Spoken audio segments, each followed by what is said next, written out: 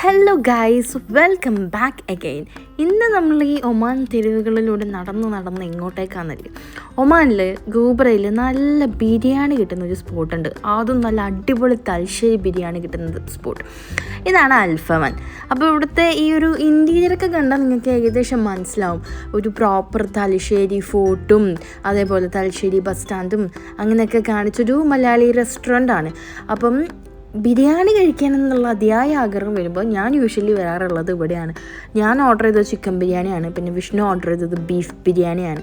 അങ്ങനെ ഞങ്ങളുടെ സാലഡ് വന്നു, കച്ചമ്പർ വന്നു, അച്ചാർ വന്നു, ബിരിയാണി വന്നു.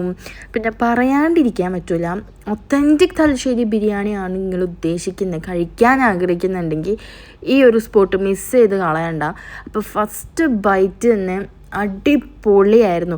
പിന്നെ മീറ്റിൻ്റെ ടെൻഡർനെസ് കാണിക്കാൻ വേണ്ടി വീഡിയോ എടുത്തതാണ്. അത് ഇച്ചിരി ഒന്ന് പാളിപ്പോയിട്ടുണ്ട്, ഓവർ കുക്ക്ഡ് ആയതാന്ന് തോന്നുന്നു. പക്ഷേ എൻ്റെ ചിക്കൻ ബിരിയാണി അടിപൊളിയായിരുന്നു കേട്ടോ, വേറെ ലെവൽ ബിരിയാണി ആയിരുന്നു.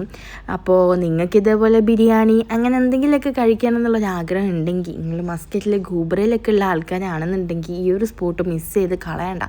അപ്പോൾ നല്ല ടേസ്റ്റുള്ള ബിരിയാണി ആയിരുന്നു കേട്ടോ.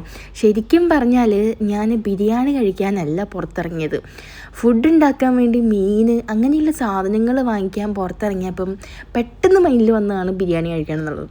അങ്ങനെയാണ് ഞാൻ അൽഫവാനിലോട്ട് എത്തിയത്. അങ്ങനെ കുറേ ഡിസ്കഷൻസൊക്കെ നടന്നു, അതായത് എവിടെ പോകും എന്നുള്ള ഡിസ്കഷന് ശേഷമാണ് നമ്മളിവിടെ എത്തിയിട്ടുള്ളത്. പക്ഷേങ്കിലും വല്ലപ്പോഴും ഒന്ന് പുറത്തൊക്കെ ഇറങ്ങിക്കഴിഞ്ഞാൽ പ്ലാന് മാറി ബിരിയാണിയൊക്കെ കഴിക്കുന്നതിൽ ഒരു തെറ്റൊന്നും ഇല്ല.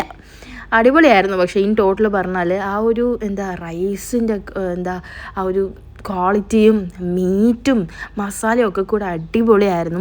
അങ്ങനെ അതൊക്കെ കഴിച്ച് കഴിഞ്ഞ് പിന്നെ നമ്മുടെ യഥാർത്ഥ ഉദ്ദേശം മീൻ വാങ്ങിക്കുക എന്നുള്ളതാണ്.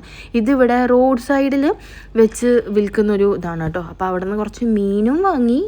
അങ്ങനെ പിന്നെ ഇപ്പം വീട്ടിലോട്ട് പോവുക. അപ്പോൾ പിന്നെ കാണാം.